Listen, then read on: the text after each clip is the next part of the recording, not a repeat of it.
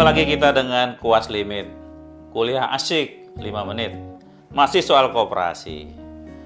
Ada banyak pertanyaan yang ditujukan ke kantor saya mengenai bagaimana mendirikan koperasi.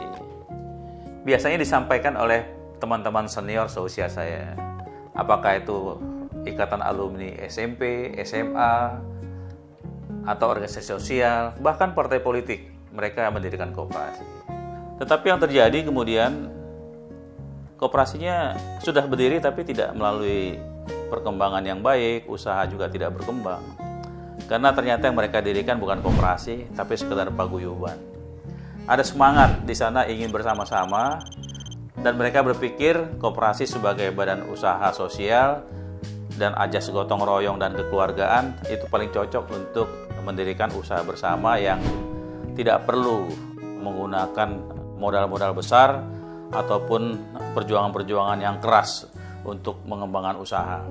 Nah, pertanyaan berikut yang sering muncul adalah, apakah setelah koperasi kami berdiri, kita bisa mendapatkan hibah pemerintah atau bantuan sosial yang bisa menjadi modal awal koperasi?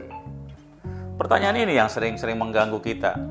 Seolah koperasi itu berdiri hanya untuk mendapatkan bantuan sosial. Dan itulah sebabnya kenapa koperasi kemudian menjadi paguyuban, bukan sebagai badan usaha. Sekarang coba kita lihat Undang-Undang Koperasi mengenai definisi perkoperasian. Undang-Undang 25 tahun 92 mengatakan koperasi adalah badan usaha. Ingat, badan usaha yang beranggotakan orang per orang atau badan hukum koperasi yang dilaksanakan berdasarkan prinsip-prinsip koperasi sekaligus sebagai alat gerakan ekonomi rakyat yang berdasarkan atas azas kekeluargaan.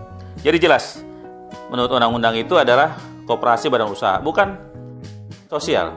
Dia bisnis. Didirikan oleh orang per orang. Kalau yang mendirikan orang per orang itu adalah koperasi primer.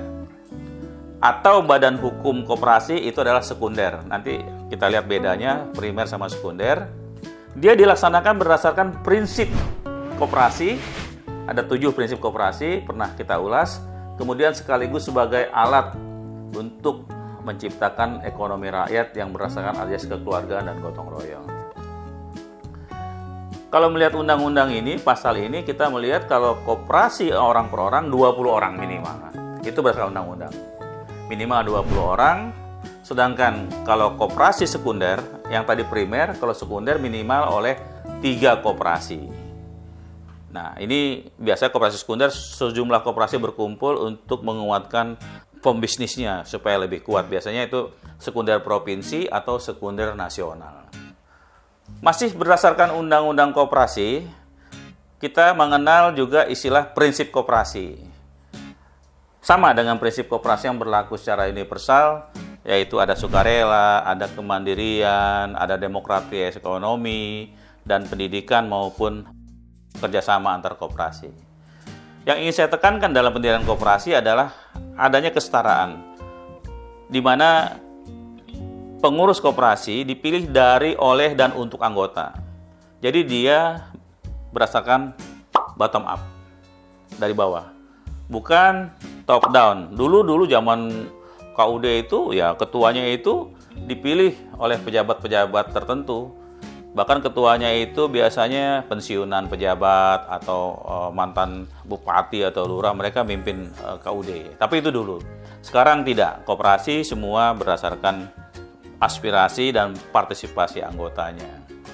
Kalau secara legalitas formal pendirian koperasi ya sederhana aja, kumpulkan 20 orang, kemudian bikin agenda rapatnya, ingin mendirikan koperasi, nama koperasi, jenis usahanya, kemudian kalau perlu diundang pejabat Kementerian Koperasi atau Dinas Koperasi setempat untuk memberikan penyuluhan perkoperasian. Kalau Anda mau lebih simpel lagi, serahkan saja pada notaris pembuat akta koperasi, dia yang akan mengurus semua gitu. Apalagi sekarang sudah ada namanya OSS, Online Single Submission, jadi sebuah pendaftaran yang terpadu secara terintegrasi secara online. Ini udah mudah sekali. Nah, tetapi masalahnya adalah tidak sesederhana itu untuk mendirikan koperasi. Biasanya ada orang-orang yang punya semangat kegotong royongan, persaudaraan yang kuat, dia bisa melaksanakan koperasi dengan lancar. Kenapa koperasi gagal paham? Karena tadi menganggap dia bakal dapat bantuan pemerintah. Jadi frame masa lalu masih kuat bahwa koperasi itu adalah badan usaha yang akan dibantu oleh pemerintah.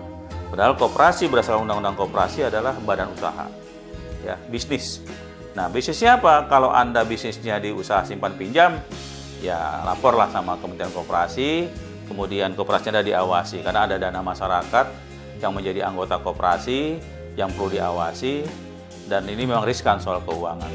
Nah, kalau usaha Anda koperasi bergerak di bidang perdagangan, urus surat izin usaha perdagangan di instansi terkait seperti Departemen Perdagangan.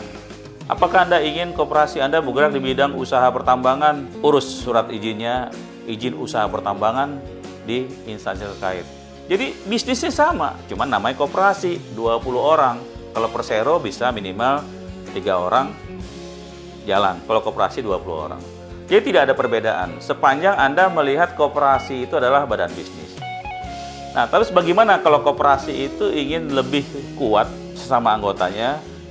Ingat, partisipasi modalnya itu jangan ecek-ecek. Anda coba perhatiin ya, ada koperasi berdiri kemudian simpanan pokoknya 10.000 atau 50.000, simpanan wajibnya yang dibayar per bulan secara periodik setahun atau berapa waktu cuma 5.000, kalau setahun 60.000, tambah simpanan pokok 50.000, 110.000, anggota 20 orang gitu. Ya, bisa dibayangkan buat apa itu dana sebesar itu atau sekecil itu. Nah, mungkin kalau koperasi sudah besar yang anggotanya ratusan ribu, ya dana itu cukup kuat untuk menopang usaha. Nah, kalau koperasi Anda bergerak di bidang usaha produsen, bukan simpan pinjam, sebenarnya simpan pinjam juga, modalnya gede dong. Anggota minta 1 juta misalkan, ada dana. Sehingga kalau dana itu disimpan, anggota merasa mengawasi karena uangnya ada di situ. Tapi kalau uangnya cuma 5.000, kalau koperasinya mandek, ya udah biarin, bodo amat, cuman goceng katanya kan, istilah premannya goceng gitu, bodo amat gitu. Nah, jadi jangan lupa teman-teman, partisipasi modalnya kuat, koperasinya harus ya mempunyai tujuan bisnis yang terarah. Kemudian jangan lupa, koperasi yang bagus biasanya dimulai dengan prakoperasi. Ada KUB misalkan, kelompok usaha bersama, ada kelompok arisan. Jadi coba dulu, jangan ujuk-ujuk atau jangan tiba-tiba dirikan koperasi, begitu jalan kemudian kebingungan dan kemudian cuma jadi paguyuban. Koperasi yang didirikan tanpa persiapan yang matang, tanpa orientasi bisnis yang jelas, maka ujungnya hanya melahirkan paguyuban. Masih ingin mendirikan koperasi? Serius, jangan sampai yang Anda dirikan cuma sebuah paguyuban. Jumpa lagi.